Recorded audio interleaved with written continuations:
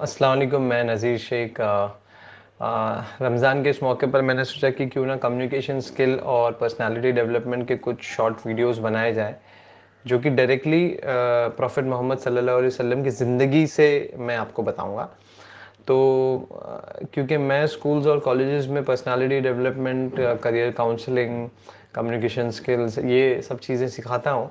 तो मैंने सोचा कि क्यों ना रमज़ान में जो प्रॉफिट मोहम्मद ने कम्युनिकेशन स्किल्स सिखाए हैं, पर्सनालिटी के अपलिफ्टमेंट के लिए कोई जो चीज़ें बताए हैं, मैंने सोचा क्यों ना उसको मैं सोशल मीडिया पे डालूं।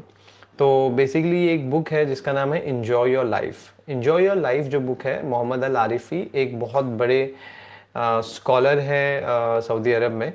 उन्होंने अपनी काफ़ी रिसर्च के बाद ये एक किताब बनाई थी इन्जॉय योर लाइफ, जिसमें उन्होंने प्रॉफिट मोहम्मद सल्लल्लाहु अलैहि वसल्लम की हर एक पर्सनालिटी और कम्युनिकेशन स्किल जो उन्होंने अपनी ज़िंदगी में यूज़ की है, जहाँ पे वो ये बताना चाहते कि अगर प्रॉफिट मोहम्मद ने किसी बड़े से बात की तो कैसे बात की, किसी किंग से बात की तो कैसे बात की, किसी बच्चे से बात की तो कैसे बात की, और कहाँ वो किसी को प्रेजुडिस माइंड से नहीं जज करते थे।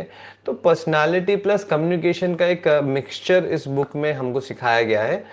तो उस बुक से मैं कुछ स्टोरीज आपको बताऊंगा जिससे आपको अपनी स्किल्स समझने को या आप किसके अंदर जो स्किल होगी वो आप उसको समझ पाएंगे, या अगर नहीं होगी तो आप उसको सीखने की जिद्दोजहद करेंगे। तो इसी से पहला टॉपिक जो आता है सबसे पहला कि हमें स्किल या सलाहियत या पर्सनालिटी डेवलपमेंट क्यों सीखना चाहिए, why do we search for skills. तो उन्होंने भी अपनी किताब में इसको एक एज अ टॉपिक लिखा, और वो कुछ इस तरीके से समझाते हैं इस बात को कि उन्होंने एक स्टोरी बताई कि story of an intelligent student who was a shepherd. तो एक वहाँ पे एक बार वो कहीं पर गए थे लेक्चर लेने के लिए। तो उन्होंने जब लेक्चर ख़त्म किया, लेक्चर ख़त्म करने के बाद उनके पास सब लोग हाथ मिलाने आए, मुसाफा करने आए, तो उनके पास एक टीचर आया और टीचर ने आके उनको बोला कि सर मेरे पास एक स्टूडेंट है जो काफ़ी इंटेलिजेंट है, पर उसके पास पैसे नहीं है पढ़ने के लिए। तो ये स्कॉलर ने कहा कि पैसे क्यों नहीं है, मतलब जहाँ पे आप, ये जो गांव है उस गांव के सारे स्कूल गवर्नमेंट फंडेड है, तो गवर्नमेंट तो फ्री में पढ़ा रही है, तो आप क्या बोल रहे हो। तो बोले नहीं, ये बच्चा स्कूल पास करके कॉलेज में जाने जैसा हो चुका है। तो बोले कॉलेजेस भी यहाँ की गवर्नमेंट फंडेड है, पैसे गवर्नमेंट देती है, तो आपको किस चीज़ के पैसे चाहिए। तो उन्होंने बोला सर मैं आपको नहीं समझा पाऊंगा, आप मेरे साथ चलिए। तो वो उनको उस बच्चे के पास ले जाते हैं और उनको बताते हैं कि देखिए जो आदमी है वो उसका बाप है, और उसका बाप ये चाहता है कि वो उसके साथ काम करे।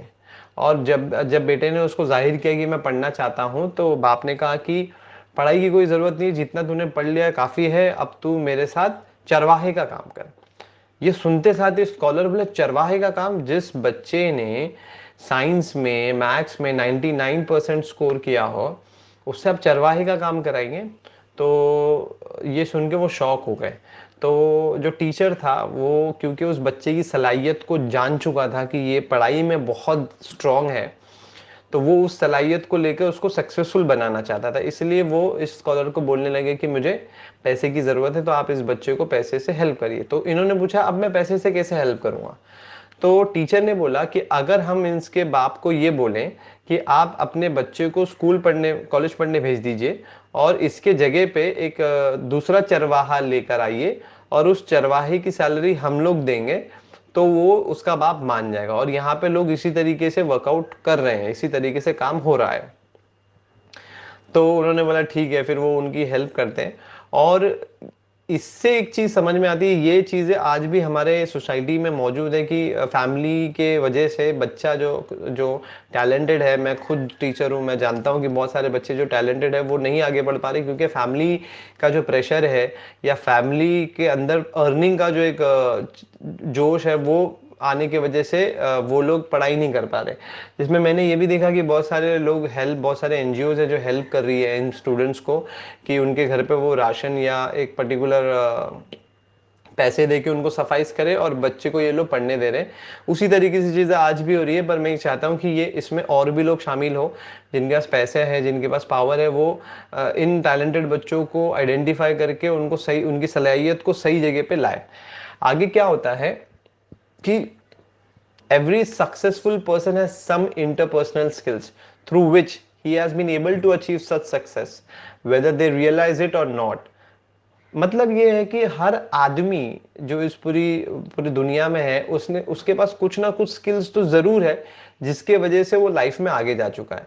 भले उसको पता हो इस बात का या ना पता हो, पर कुछ स्किल्स है जो उसको आगे ले गई है।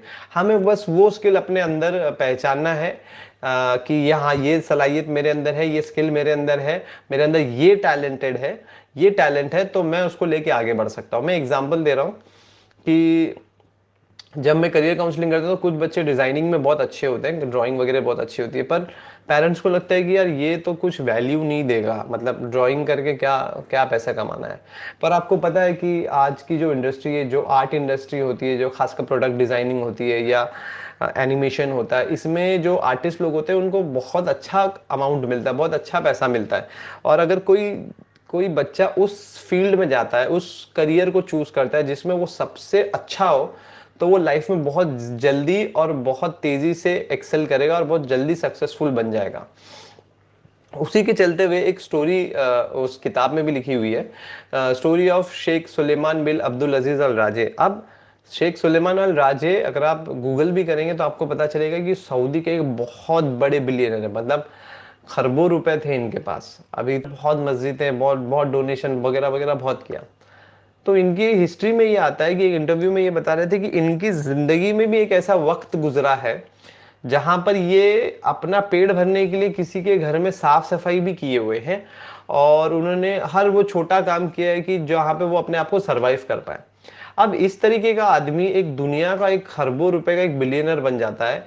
आई थिंक वो 120th पोजीशन पे थे एक वक्त में बिलियनर्स की लिस्ट में, और तकरीबन 7.7 बिलियन उसका उनका कुछ टोटल टर्नओवर था।